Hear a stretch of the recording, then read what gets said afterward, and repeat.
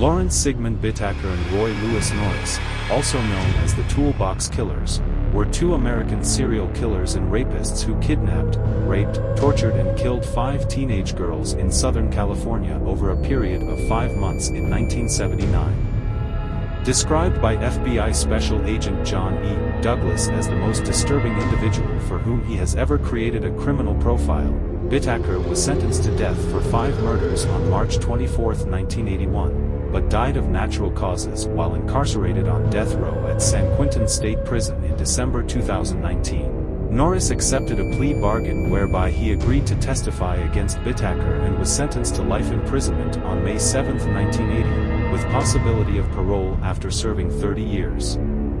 He died of natural causes at the California Medical Facility in February 2020.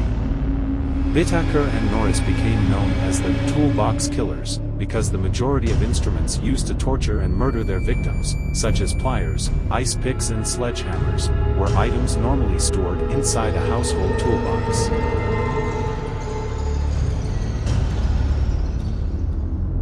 Bittaker was born in Pittsburgh, Pennsylvania and was put up for adoption as an infant. His adoptive father, George Bittaker, worked at aircraft factories, forcing him and his parents to move around often. He grew up in 4 different states before his family settled in California.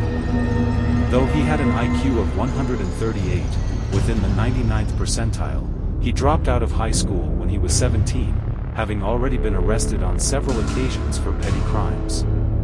Shortly afterward, he was sentenced to 2 years for auto theft, evading arrest, and leaving the scene of a hit and run. Just days after finishing the sentence in the California Youth Authority, he was arrested by the FBI in Louisiana for violating the Interstate Motor Vehicle Theft Act.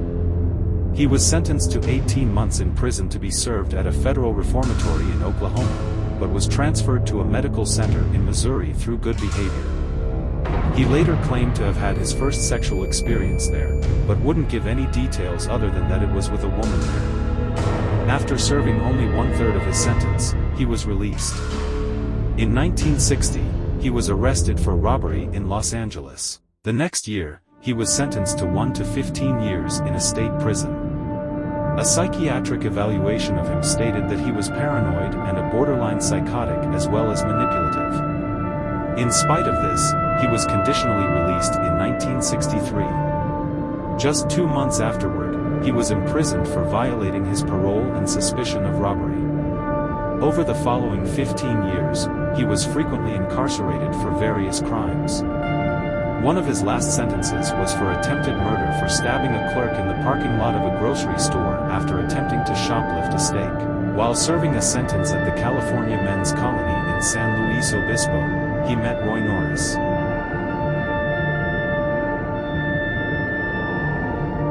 Roy Lewis Norris was born in Greeley, Colorado, on February 5, 1948. Norris was conceived out of wedlock. His parents had married to avoid the social stigma surrounding illegitimate birth at the time. Norris's extended family lived within a short distance of his parents' home due to his grandfather's real estate investments. His father worked in a scrapyard and his mother was a drug-addicted housewife. He occasionally lived with his parents throughout his childhood and adolescence but was repeatedly placed in the care of foster families throughout the state of Colorado. Bittaker and Norris initially became loosely acquainted in 1977, 1 year after Norris arrived at San Luis Obispo. Bittaker's initial impression of Norris upon his arrival at the California Men's Colony was that he was a savvy individual who largely associated with hardened criminals from motorcycle gangs, in addition to dealing in contraband drugs. The pair gradually became more closely acquainted and began talking in friendly terms when Norris taught Bittaker how to construct jewelry.